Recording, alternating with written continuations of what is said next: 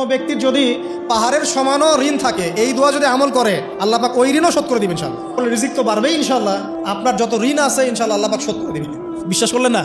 এই দোয়া শিখাই দিচ্ছি, এই জন্য আমাকে হাদিয়া দেওয়া দরকার, স্পেশালি আমাকে এখন হাদিয়া দেওয়া দরকার। এটা গুরুত্বপূর্ণ দোয়া শিখাই দিচ্ছি। আর ঋণ কেমন জানেন? ওই যে এখন মানুষ ঋণ নিচ্ছে 1 কোটি টাকা ব্যাংক থেকে, 2 কোটি টাকা ব্যাংক থেকে, হ্যাঁ, কত বছর, 10 বছরের জন্য, 20 বছরের জন্য বাড়ি করছে, তাই না? তার ধারণা এমন যে সে মারা গেলে তার ঋণটা কেউ না কেউ শোধ করে দিবেই দিবে, তাই তো? আর আল্লাহ রসুল কি বলছেন দেখেন, একজন মারা গেছেন, নবী সাল্লাল্লাহু আলাইহি ওয়াসাল্লামের সময় একজন মারা গেছেন। তো নবী করিম সাল্লাল্লাহু আলাইহি ওয়াসাল্লাম বলছেন, এই ব্যক্তির কি কোনো ঋণ আছে? একজন সাহাবী বলেন, হ্যাঁ ইয়া রাসূলুল্লাহ, তো ঋণ আছে।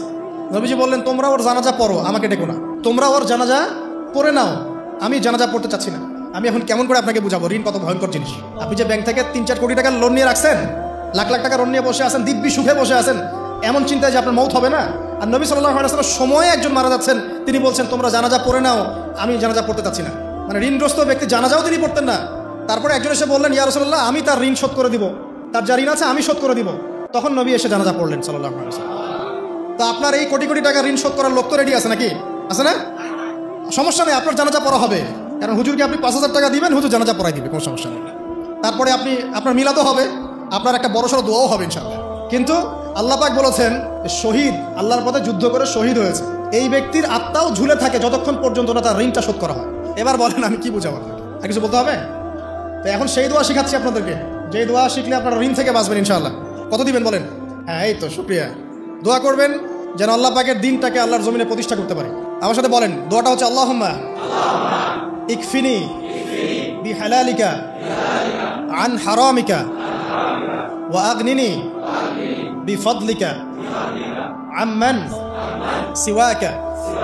এই দোয়াটা ছোট না, এটা মুখস্থ করবেন, সেজদায় পড়বেন, নামাজের সেজদায় পড়বেন, আত্তাহিয়াতু দরুদ শেষ তারপরে পড়বেন, নামাজ শেষে হাত তুলে পড়বেন, যখন তখন শেষ রাতটা করবেন, ইনশাআল্লাহ দেখবেন আপনার ঋণ বলতে কিছু থাকবে না ইনশাআল্লাহ।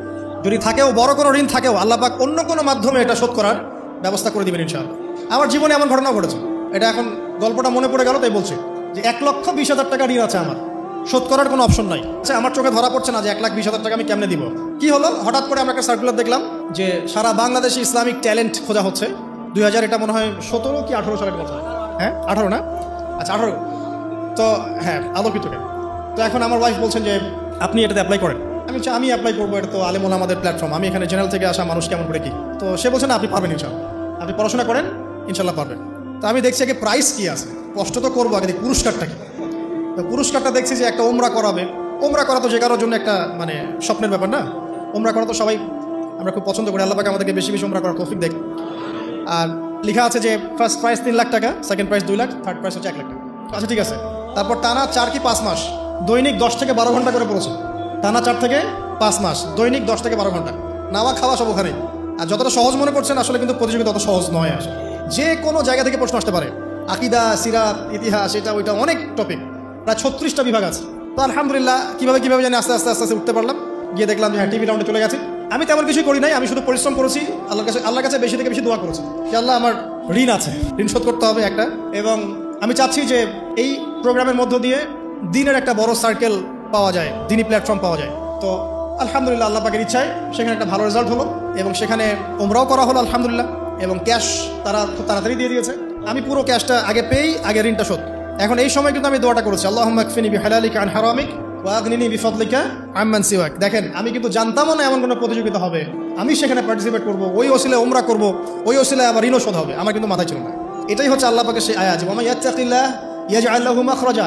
আল্লাহ পাককে যে ভয় করবে, আল্লাহ পাক তার জন্য রাস্তা খুলে দিবেন ইনশাআল্লাহ।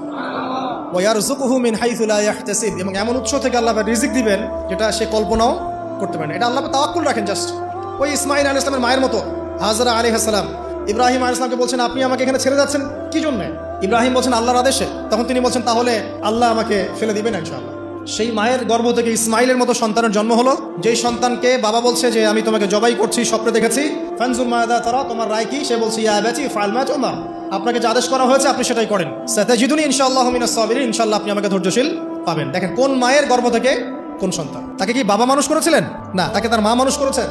তো ওই রকম তাওয়াক্কুলকারিনী হাজরা আলাইহিস সালামের মতো মা যদি ঘরে ঘরে থাকে, বোন আর স্ত্রী ঘরে ঘরে থাকে, তখন ইসমাইলি প্রজন্ম আসবে ইনশাআল্লাহ।